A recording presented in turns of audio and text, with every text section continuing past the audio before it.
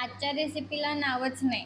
तो इंस्टाग्रामवर एक नवीन ट्रेंड सुरू आहे बघा, बारशात चित्रविचित्र नावं ठेवायचा. तसं काहीसं आज झालंय. सो मी तुम्हाला चान्स देते की माझ्या रेसिपीला नावं ठेवा.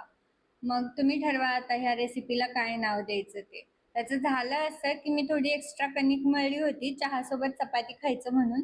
पण मग माझा नवरा म्हटला की मला आज चहासोबत चपाती नाही खायची. मग आता ती मळलेली कणिक काय करणार, जर तशीच ठेवली संध्याकाळपर्यंत तर ती खराब होते उन्हामुळं. मग मी जुगाड केला की अंडे फोडले, त्याच्यामध्ये थोडंसं कांदा, टोमॅटो, हिरवी मिरची आणि कोथिंबीर चिरून घातली, थोडंसं मीठ, आणि असं मस्त चपाती शेकून त्याच्यावर हे घातलं. आता मला हे बनवायचं होतं ॲक्च्युली रोल सारखं, पण मग म्हटलं की त्याच्यावर सॉस, चीज आणि ते मेयोनीज घातलं तर ते खूपच हेवी होऊन जाईल.